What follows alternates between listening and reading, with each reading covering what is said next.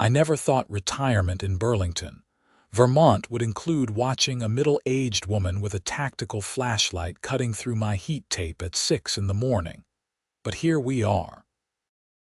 The snow had been falling since midnight, the kind of heavy, wet snow that clings to everything and refuses to let go. I was standing at my kitchen window in my bathrobe, coffee mug halfway to my lips, when I saw her. Patricia Fleming, the HOA president of Maple Ridge Estates, was crouched next to my exterior water pipes with what looked like wire cutters in her hand. The orange glow of my heat tape illuminated her face, making her look almost demonic in the pre-dawn darkness. "Hey!" I shouted through the window, but she either couldn't hear me or was deliberately ignoring me. I watched in disbelief as she snipped through the electrical cord connecting my heat tape to the outdoor outlet. I threw open my front door, not even bothering with shoes. The cold bit into my feet through my slippers as I trudged through 6 inches of fresh powder. "Patricia, what the hell are you doing?" She stood up, brushing snow off her knees with an air of complete authority. She was wearing one of those puffy North Face jackets that cost more than my monthly utility bill, and her blonde hair was pulled back in that aggressive ponytail that seemed to be standard issue for HOA presidents everywhere. "Good morning, Lawrence," she said with that fake sweetness that made my skin crawl. "I'm addressing a community concern. By vandalizing my property." "Hardly vandalism," she said, waving the wire cutters like they were nothing more threatening than a TV remote. "I'm enforcing HOA Regulation 17.3 regarding excessive power consumption of outdoor electrical fixtures." I stared at her. "That regulation is about Christmas lights. It applies to all outdoor electrical usage that impacts the community's power costs. My heat tape is plugged into my house. I pay for my own electricity. It has nothing to do with the HOA." Patricia's smile tightened. "Actually, Lawrence, if you had attended the last 3 board meetings, you would know that we recently passed an amendment. Excessive individual power usage affects the entire community by straining the local grid. Several neighbors have complained about their electronics flickering. That's not how electrical grids work, and you know it. I know that your heat tape has been running constantly for 2 weeks, wasting energy and setting a poor example for environmental consciousness in our community." The absurdity of the situation was almost funny. Almost. "Patricia, it's been below freezing for 18 days straight. Without heat tape, my pipes will freeze. Do you understand what happens when pipes freeze?" "I understand perfectly well. I also understand that proper insulation and modern plumbing should prevent such issues. Your home was built in 2019. If you're having pipe problems, that's a personal maintenance issue, not an excuse to waste power." My coffee was getting cold in my hand, so were my feet. "Put the heat tape back." "I will not. I've already documented 6 other homes with similar violations. Yours was simply first on my route this morning. Then I'll plug it back in myself, and I'll issue you a $500 fine for willful violation of community standards." I took a deep breath, watching the vapor cloud form in front of my face. This was classic Patricia Fleming. She had been HOA president for 3 years, and in that time, she had fined people for having the wrong shade of white on their mailboxes, issued citations for grass being a 1/4 inch too tall, and tried to ban bird feeders because they attracted nuisance wildlife. The woman treated the HOA like her personal fiefdom. "I'm calling my lawyer," I said. "Please do. I'm confident the bylaws support my position." She dropped the severed heat tape cord in the snow and walked past me toward the next house on the street. Back inside, I cranked up my thermostat and opened the cabinet under my kitchen sink, hoping the pipes there would stay warm enough. My house was a split level with a crawl space, and the main water line ran along the exterior wall where I'd installed the heat tape specifically to prevent freezing. I'd lived in Vermont for 35 years before moving to Burlington for retirement. I knew what winter meant here. I called my neighbor, Don Martinez, who answered on the second ring. "Please tell me you saw that," I said. "Saw what? I'm still in bed, man. It's 6:15. I explained what Patricia had done. There was a long silence. She cut your heat tape, like physically cut it, with wire cutters, just snipped right through it. That's insane. That's actually insane. She says there's a new HOA regulation about power usage." Don groaned.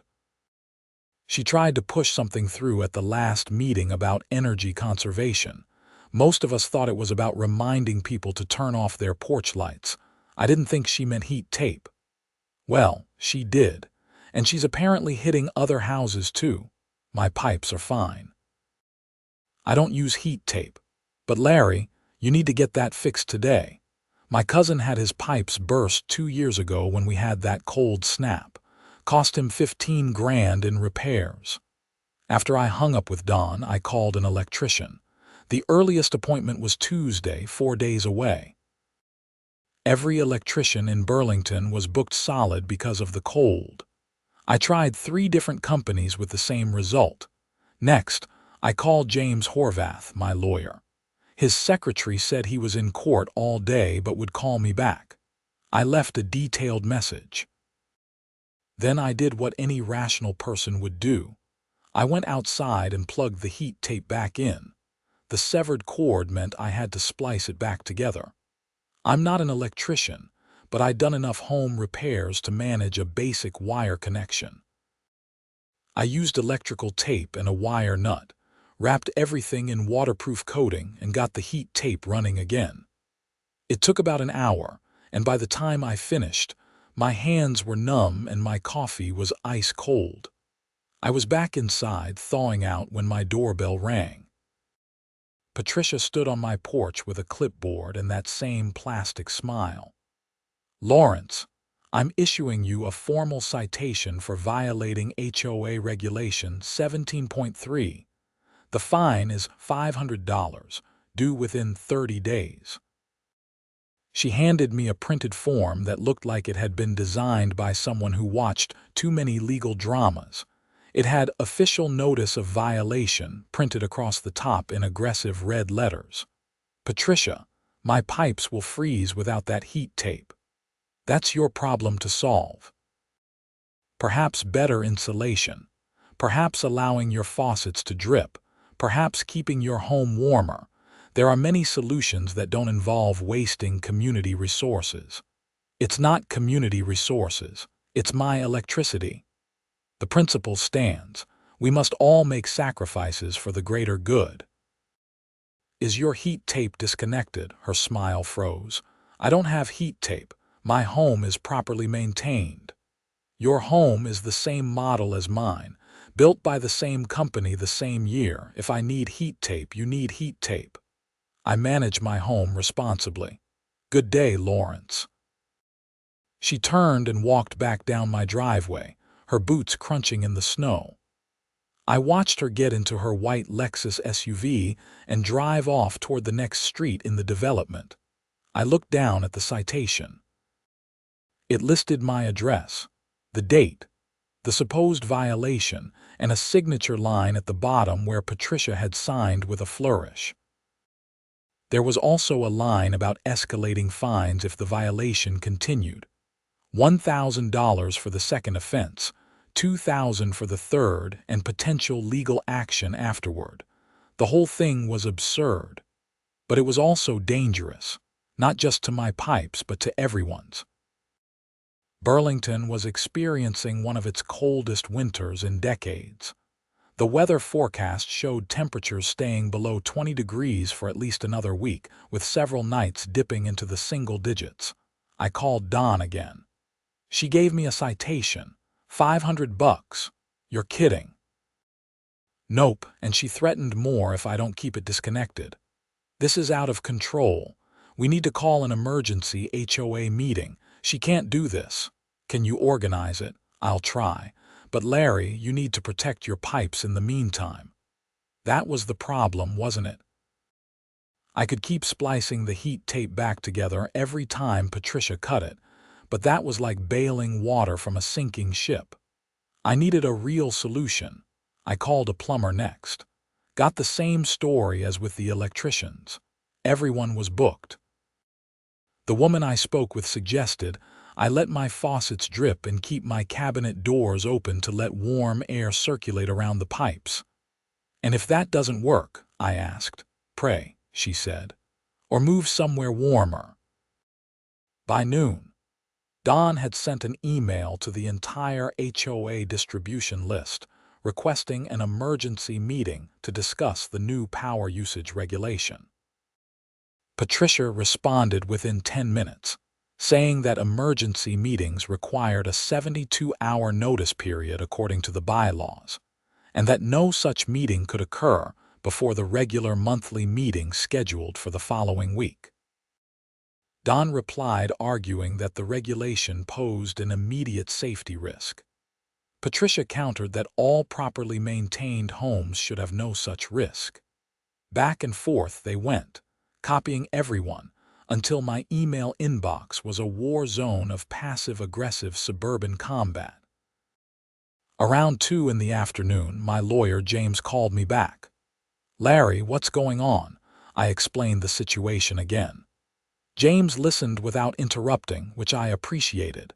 He was a good lawyer, mid-50s, with the kind of measured temperament that made him excellent in negotiations. Okay, he said when I finished. First question, does this regulation actually exist? She gave me a printed citation referencing it. That doesn't mean it was legally adopted. HOA regulations require proper notice, voting procedures, and filing. If she just made this up, the citation is worthless. How do I find out? You request the meeting minutes and the recorded vote. HOAs have to maintain those records. Send her a formal request in writing. What if she refuses? Then we have grounds for a lawsuit, but let's not jump there yet. Second issue. Even if the regulation exists, she can't physically vandalize your property to enforce it. That's destruction of property, possibly criminal mischief. Did you take photos? I hadn't. No, but I can take some of the cut cord. Do that. Document everything. Timestamps, dates, witnesses if possible. If she cuts it again, call the police. The police. Yes, what she did is potentially a crime. At minimum, it's a civil matter. You could sue her personally for damages if your pipes burst. That was an interesting thought. Would I win? Probably.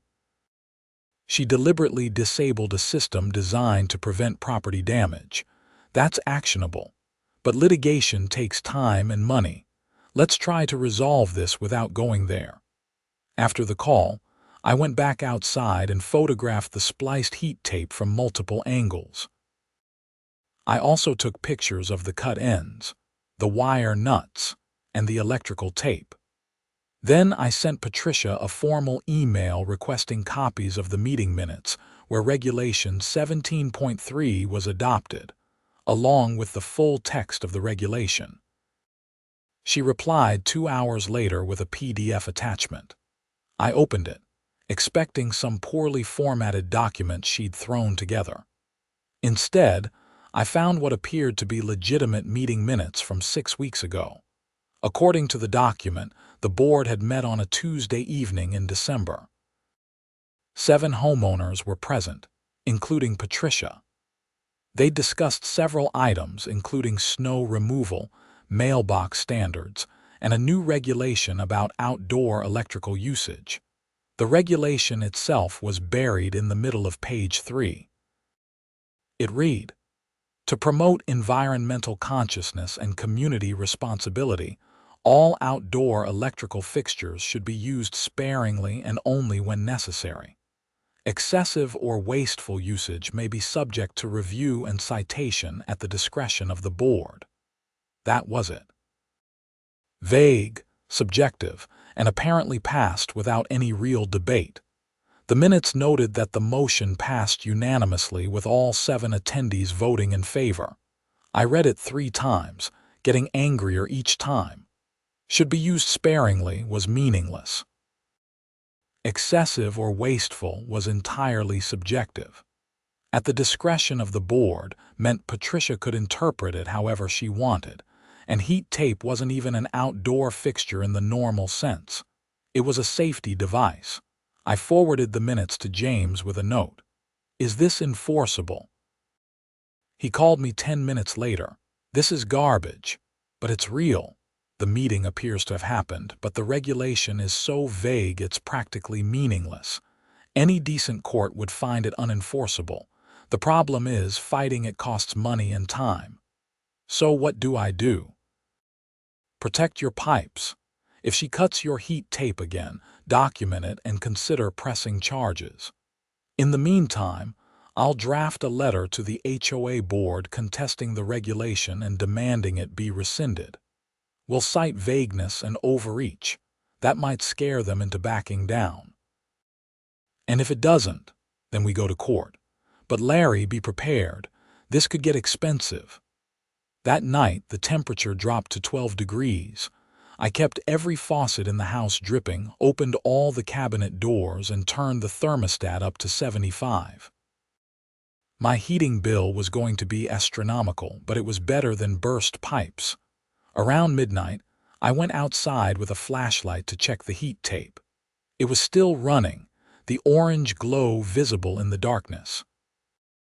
The snow had stopped, leaving everything covered in a pristine white blanket that would have been beautiful if I wasn't so stressed. I was about to head back inside when I noticed something strange. 3 houses down, another heat tape cord lay in the snow, clearly cut. 2 houses beyond that, same thing. Patricia had gone down the entire street, cutting everyone's heat tape like some kind of deranged energy crusader. I took photos of those 2, then went back inside and sent a group email to everyone on the street. Check your heat tape. Patricia cut mine and at least 4 others. Reconnect it if you can. Document everything. The responses started coming in within minutes. Angry, confused, worried. Most people hadn't even known their heat tape had been cut. Several didn't know how to reconnect it. One couple, the Andersons, were in Florida for the winter and had their neighbor checking on their house. The neighbor reported their heat tape was also cut, and without anyone there to fix it, their pipes were vulnerable. Don sent a message. "This is beyond ridiculous. I'm filing a formal complaint with the state HOA Oversight Board." I didn't even know such a thing existed, but apparently Vermont had regulations governing how HOAs could operate. Patricia might have overstepped her authority in ways that violated state law. Tuesday morning, I woke up to my phone ringing. It was Don, and he sounded panicked. "Larry, the Andersons' pipes burst." "What?" Their neighbor just called me. "Water everywhere. The whole first floor is flooded." My stomach dropped. "How bad?" "Bad." The heat tape being cut, the house being empty, the cold. Perfect storm. Their neighbor found it this morning when she went to check on things. Water was running out from under the front door. Did she shut off the main? Yeah, but the damage is already done. They're flying back from Florida today. This was exactly what I'd feared, not just for the Andersons, but for everyone. Patricia's crusade against heat tape had directly caused thousands of dollars in damage. I called James immediately. "The Andersons' pipes burst because Patricia cut their heat tape. Can you prove causation?" The heat tape was working before she cut it. The house was fine. She cut it Sunday morning. Pipes burst Monday night. What else would it be? Good point. The Andersons should document everything and file a claim with their insurance. They should also consider suing Patricia personally and the HOA. This is clear negligence. What about criminal charges? That's up to the police and the prosecutor. But destruction of property leading to significant damage? Yeah, that could be criminal. I called Don back and told him what James said. Don said he'd relay it to the Andersons. Around noon, I got a knock on my door. It was Patricia again, but this time she wasn't alone. She had two other HOA board members with her, Susan Park and Michael Chen. Both looked uncomfortable. "Lawrence," Patricia said, "we need to discuss your heat tape situation." "You mean the heat tape you illegally cut, causing thousands of dollars in damage to the Anderson home?" Michael shifted his weight. "We heard about that. Patricia, maybe we should—" "The Anderson situation is unfortunate," Patricia interrupted, "but it's not related to the heat tape. Their pipes likely failed due to poor maintenance." "Their pipes failed because you cut their heat tape, and no one was there to fix it." Susan spoke up. "Lawrence, we're not here to argue about the Andersons. We're here because you've reconnected your heat tape despite being cited. That's a violation of your agreement to abide by HOA rules." "HOA rules that are vague, unenforceable, and dangerous." Patricia's smile was gone now. "The rules are clear. You agreed to follow them when you bought your home. If you refuse to comply, we'll be forced to take legal action. Go ahead. My lawyer will eat you alive." Michael looked pained. "Can we all just calm down? Maybe there's a compromise here." "The compromise," I said, "is that Patricia stops cutting people's heat tape and rescinds this idiotic regulation. It's winter in Vermont. Heat tape isn't a luxury, it's a necessity." "It's wasteful," Patricia said firmly. "And it sets a bad example." "You know what else sets a bad example? Flooding someone's house because you're on a power trip." Susan held up her hands. "Okay, everyone, let's take a breath. Patricia, maybe we should call an emergency board meeting to revisit the regulation." "Given what happened to the Andersons, the regulation stands," Patricia said. "The board voted on it. It's policy." "The board can also revoke it," Michael said. "That's how boards work." Patricia turned to him, and for a moment I saw genuine anger flash across her face. "Are you questioning my leadership?" "I'm suggesting we reconsider a policy that's causing problems." "The only problem is homeowners refusing to follow the rules." This was going nowhere. I stepped back and started to close the door. "I'm not disconnecting my heat tape. If you have a problem with that, take me to court. But if you cut it again, I'm calling the police. We're done here." I shut the door before Patricia could respond. Through the window, I watched the three of them stand on my porch for a moment. Susan and Michael were clearly trying to reason with Patricia, but she was shaking her head, gesturing emphatically. Finally, they left. Wednesday morning, I received a certified letter from the HOA. Inside was a notice of a $2,000 fine for continued violation of community standards, and a warning that legal action would be pursued if I didn't comply within 48 hours. I scanned the letter and emailed it to James. He called me within the hour. "They're escalating fast." "That's actually good for us." "How is that good?" "Because they're acting irrationally and aggressively. It makes them look bad in court. I'm going to draft a response threatening a counter-suit for harassment and demanding they cease all enforcement of this regulation. I'll also mention the Anderson situation as evidence of the regulation's danger." "Will that work?" "It might. Or it might push them to sue you first. Either way, we're heading toward litigation." Thursday afternoon, the Andersons returned from Florida. I went over to their house to check on them. Ted Anderson answered the door looking exhausted. His wife Carol stood behind him, her eyes red from crying. "Larry," Ted said, "thanks for coming by. How bad is it? Come see for yourself." The first floor was a disaster. The hardwood floors were buckled and water-stained. The drywall in several places had absorbed so much water it was sagging. The kitchen cabinets had water damage at the base. The smell of mold was already starting to develop despite the dehumidifiers running in every room. The pipe that burst was in the crawl space, Ted explained. Right where the heat tape was installed. We had it specifically because we knew that pipe was vulnerable. When Patricia cut it, the pipe froze solid within 2 days. Last night, the pressure got too high and it ruptured. "I'm so sorry," I said. Carol spoke up. "Our insurance adjuster came this morning. He says the damage is around $30,000. I winced. "Will insurance cover it? That's the problem," Ted said. "Our policy has a clause about maintenance and negligence."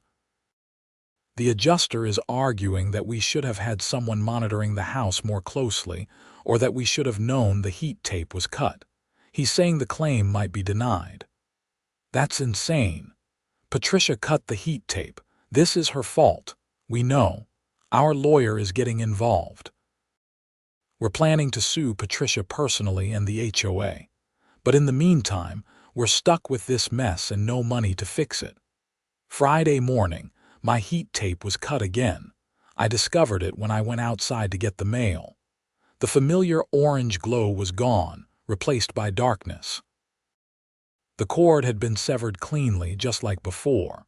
No note, no warning, just a deliberate act of sabotage. This time I did what James suggested. I called the police.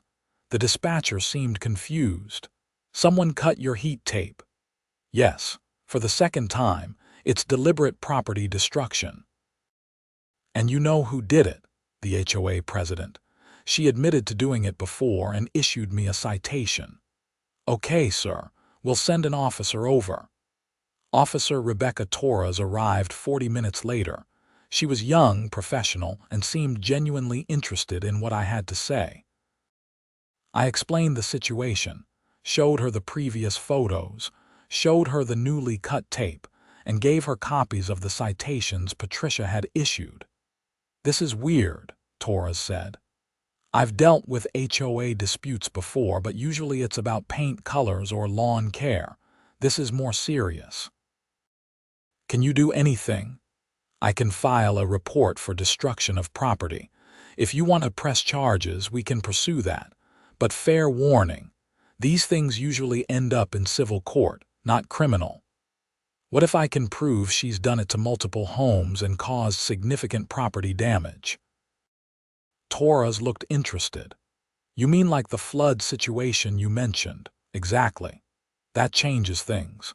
If there's a pattern of behavior and significant damages, the prosecutor might take it seriously. Get me all the documentation you can. Photos, emails, witness statements, everything. I'll compile it into a report and send it up the chain." She took photos herself, collected my evidence, and spent 20 minutes writing up the report. Before she left, she handed me a case number and her card. "Keep this," she said. "If it happens again, call me directly." After Torres left, I spliced the heat tape back together again. My hands were getting pretty good at it by now, though I hated that I was developing this skill. I sent another group email to the neighborhood. "Heat tape cut again. Police have been notified. Document everything. If yours gets cut, call the police and reference case number 2025-3847. The responses were immediate and angry. Several people reported their heat tape had also been recut. Don said he'd set up a security camera aimed at his heat tape to catch Patricia in the act. The Wilsons, an elderly couple 3 doors down, said they were afraid their pipes would burst next and were considering moving into a hotel until this was resolved. Saturday, Don's security camera paid off. He called me at 5 in the morning, his voice excited. "Larry, I got her. Clear as day." "You're sure it's Patricia?" 100%. "She's even wearing the same puffy jacket. She walks up, looks around, pulls out wire cutters and snips the cord. The whole thing takes about 30 seconds. I've got it on video. Send it to Officer Torres and send me a copy. Already done." I sent it to Torres, to you, and I posted it in the neighborhood group chat. Everyone needs to see this. The video was damning. Patricia's face was clearly visible in Don's porch light. She approached with purpose, cut the cord without hesitation, and left. There was no mistaking what she was doing or why. By noon, the video had spread throughout the entire HOA community. People were furious. Even homeowners who didn't use heat tape were outraged at Patricia's behavior. The group chat exploded with demands for her resignation. Patricia responded with a mass email that afternoon. I stand by my actions. The regulation was properly adopted and is being properly enforced. Those who continue to violate community standards will face appropriate consequences. It was tone deaf and defensive, exactly the wrong response. More people called for her resignation. Susan and Michael, the other board members, sent a joint email distancing themselves from Patricia's actions and calling for an emergency meeting to address the situation. Sunday morning, my doorbell rang early. It was Officer Torres, accompanied by an older detective named Harrigan. "Mr. Hicks," Torres said, "this is Detective Harrigan. He's reviewed the case and has some questions." Harrigan was in his 50s, built like he'd spent some time in the military, with sharp eyes that didn't miss much. "Mr. Hicks, I understand you're having problems with your HOA president. That's putting it mildly. Walk me through everything. Start from the beginning." I spent the next hour going through the entire saga. Harrigan took notes, asked clarifying questions, and seemed particularly interested in the Andersons' flood damage. When I finished, he sat back and exhaled. "Okay, here's where we are. Miss Fleming has clearly committed criminal mischief by cutting your heat tape. That's a misdemeanor. The question is whether we can elevate it to something more serious. What about the damage to the Anderson home? That's where it gets interesting.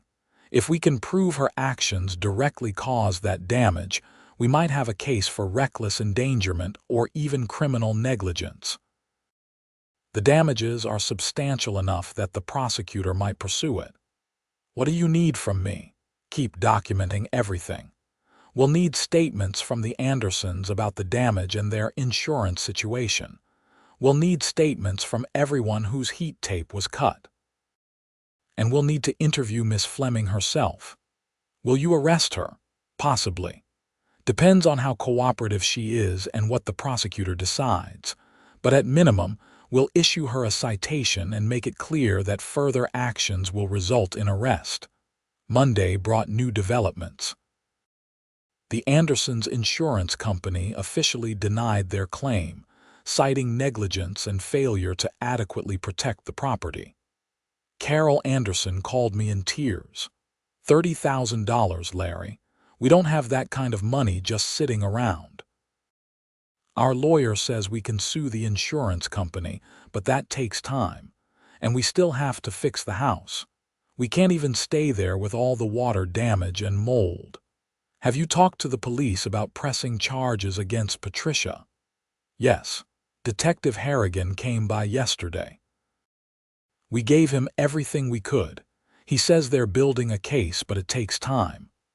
What about suing Patricia directly? Our lawyer filed papers this morning. We're suing her personally and the HOA for damages. But again, that takes time and we need money now. I felt helpless.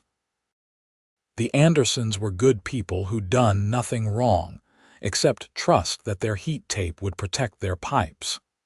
Patricia's actions had caused real, serious harm, and the consequences were falling on people who couldn't afford it.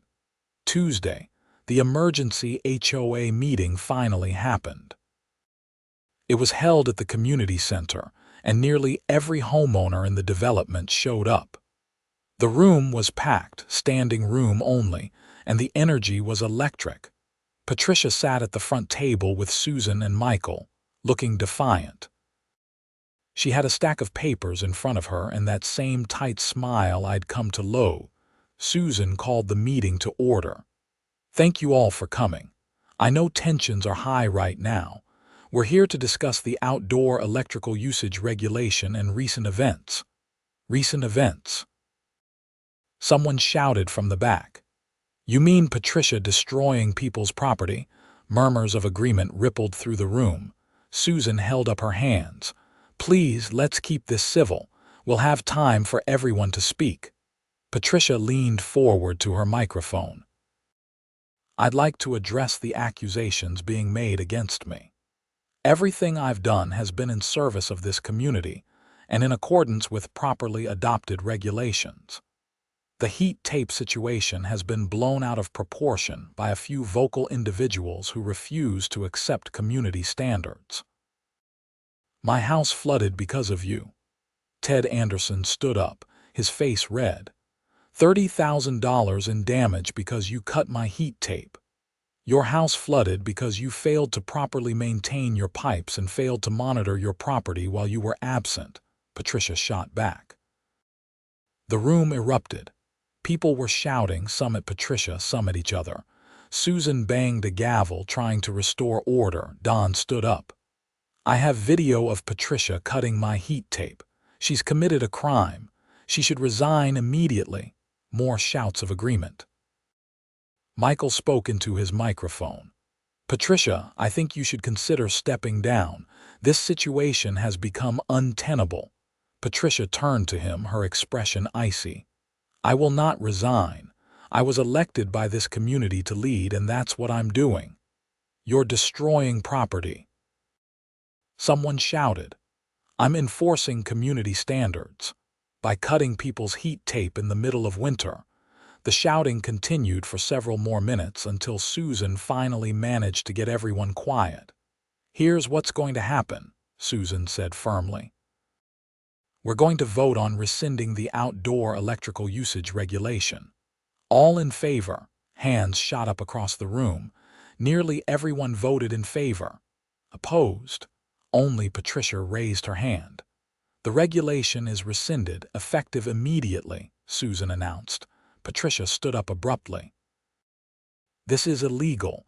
You can't overturn a board decision without proper procedure." "We just did," Michael said.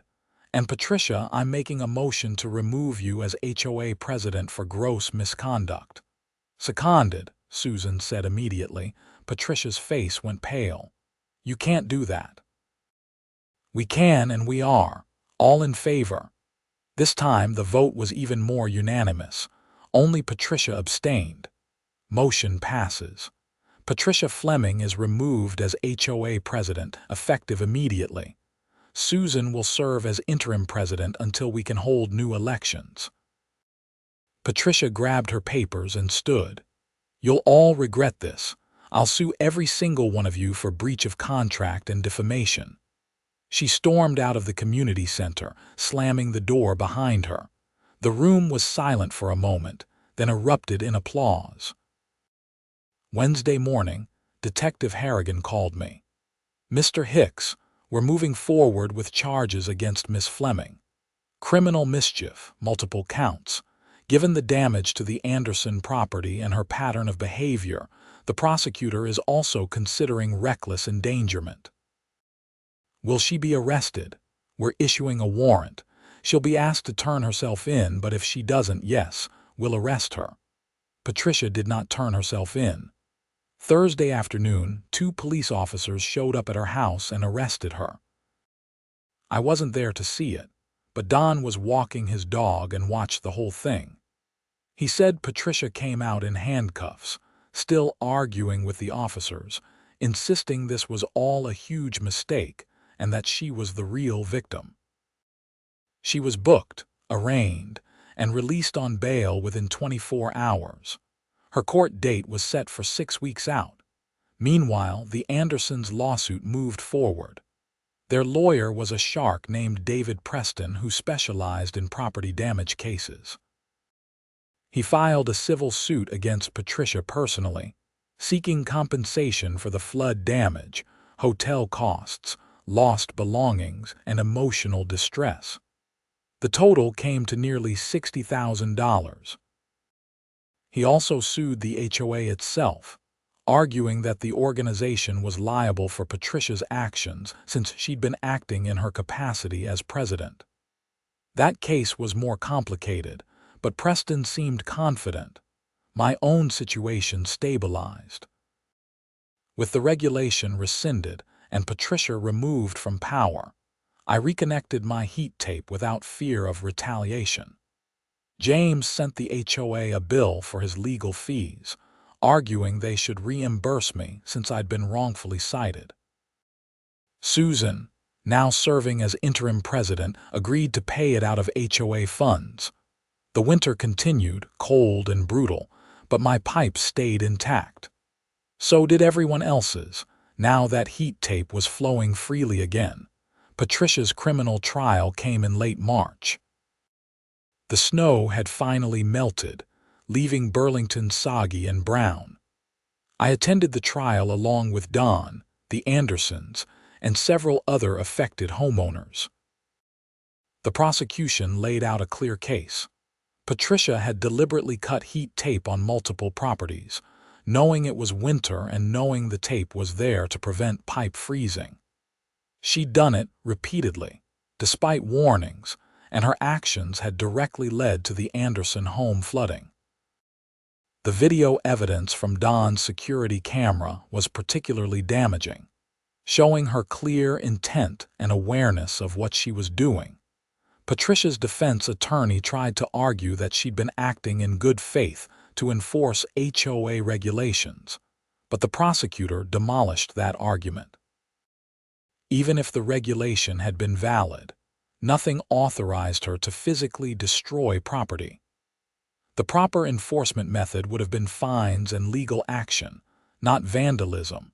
The jury deliberated for less than 3 hours, guilty on 4 counts of criminal mischief, guilty on 1 count of reckless endangerment.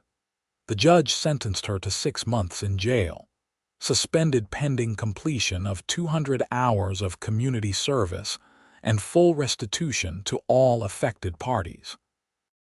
She was also placed on probation for 2 years and barred from serving on any HOA board during that time.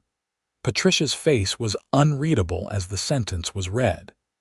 She'd aged visibly over the past months, her hair less perfectly styled, her clothes less expensive looking. She left the courtroom without speaking to anyone. The civil suit took longer. These things always do. But in June, Patricia's insurance company agreed to a settlement. They'd initially tried to deny coverage, arguing that her actions were intentional and thus not covered. But the Andersons' lawyer argued that while the heat tape cutting was intentional, the resulting flood was negligent, not intentional, and thus covered under her liability policy. After months of negotiation, the insurance company paid out $45,000 to the Andersons. It didn't cover everything, especially not the months of stress and displacement, but it was enough to repair their home and replace their damaged belongings. Patricia paid the remaining damages out of pocket, along with restitution to me and the other homeowners whose heat tape she'd cut. I received $3,000, which more than covered my electrician bills, legal fees, and increased heating costs during the crisis. The HOA itself underwent major reforms. Susan, who'd been elected as permanent president in a special election, worked with a lawyer to rewrite the bylaws. New regulations now required detailed environmental impact assessments before adoption, clear enforcement procedures that didn't involve physical property access, and a member review process for any fine over $100. They also added a specific provision protecting safety equipment like heat tape from any future regulations. It was common sense, but apparently common sense needed to be written down. By the time summer arrived, life in Maple Ridge Estates had returned to something approaching normal. People still talked about the heat tape incident, but with more humor than anger now. It had become a cautionary tale about HOA overreach and the dangers of giving one person too much power. I ran into Patricia once in September at the grocery store. She was alone, pushing a cart through the produce section. Our eyes met for a moment. She looked away quickly and hurried down another aisle. I didn't follow. There was nothing left to say. Ted and Carol Anderson hosted a barbecue that fall to celebrate their home finally being fully repaired. Everyone from the street came, along with Susan, Michael, and even Detective Harrigan, who showed up in civilian clothes with his wife. To surviving winter, Ted toasted, raising his beer. To heat tape, Don added, and everyone laughed. I looked around at my neighbors, people I'd fought alongside, people who'd supported each other through an absurd and stressful situation. This was what community was supposed to be, I thought. Not rules and citations and power trips. Just people helping people, looking out for each other, doing what made sense. The following winter was cold again, but uneventful. My heat tape ran continuously from November through March. Nobody complained. Nobody cited me. Nobody cut the cord in the middle of the night. Patricia moved away in early spring. She sold her house quietly and left without fanfare. I heard through the neighborhood gossip network that she'd relocated to New Hampshire, though whether she'd learned anything from the experience, I couldn't say. The new owners of her house were a young couple with a toddler. They introduced themselves to everyone on the street, asked friendly questions about the neighborhood, and seemed completely uninterested in the HOA beyond paying their dues on time.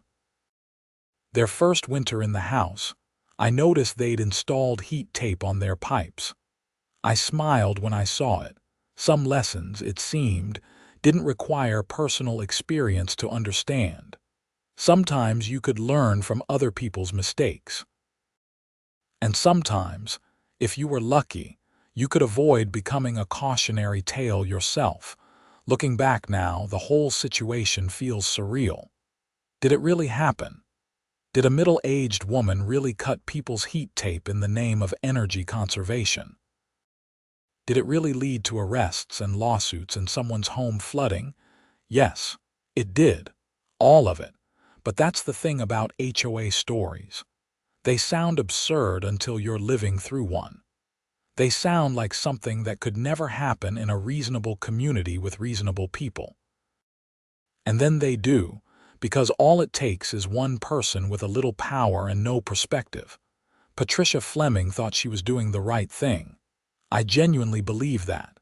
She thought she was protecting the environment, setting standards, leading by example. She couldn't see that her actions were destructive because she was so convinced of her own righteousness. It's a common problem, really, not just in HOAs, but everywhere. People get power, even a little bit of power, and they forget that power comes with responsibility. They forget that rules exist to serve people, not the other way around. They forget to ask whether their actions are helping or hurting. Patricia forgot all of that, and it cost her everything: her position, her reputation, her standing in the community. It cost the Andersons their home for months and thousands of dollars. It cost everyone involved stress, time, and money, all because of heat tape. These days, I'm more involved with the HOA than I ever wanted to be.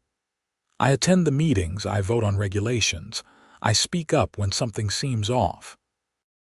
Not because I enjoy it, but because I learned the hard way what happens when reasonable people stay silent and unreasonable people fill the vacuum. Susan does a good job as president. She listens. She considers multiple perspectives. She doesn't let her ego get involved. The HOA under her leadership is what it should be: a boring administrative body that maintains common areas and resolves disputes. Nothing dramatic, nothing exciting, exactly as it should be. Sometimes, late at night when the snow is falling and the temperature drops, I go outside and check my heat tape. The orange glow is steady and warm, doing its job, protecting my pipes. I think about that morning I saw Patricia cutting through it, about how one impulsive decision cascaded into months of conflict, and I'm grateful. Grateful my pipes never burst. Grateful for neighbors who stood together. Grateful for a legal system that, however slowly, eventually produced justice. Grateful that the situation resolved without permanent damage to anyone. Well, almost anyone. Patricia's reputation never recovered. She's probably still bitter, still convinced she was right and everyone else was wrong. Some people never learn, but most of us did. We learned about oversight and accountability. We learned about standing up to petty tyranny. We learned that communities work best when everyone has a voice and no one has unchecked power. We learned all of that because a middle-aged woman with wire cutters thought she could save power by cutting heat tape in the middle of a Vermont winter. If there's a moral to this story, it's simple. Don't be Patricia. Don't let ego override common sense. Don't use power to enforce your vision without considering the consequences. And for heaven's sake, don't cut someone's heat tape in winter. Some lessons should be obvious. But I guess they need to be learned again and again, one HOA at a time. The heat tape glows orange in the dark, doing its job, protecting what needs protecting. That's all any of us can do, really. Protect what matters, help each other, try to be reasonable, and maybe, just maybe, make it through winter without any drama.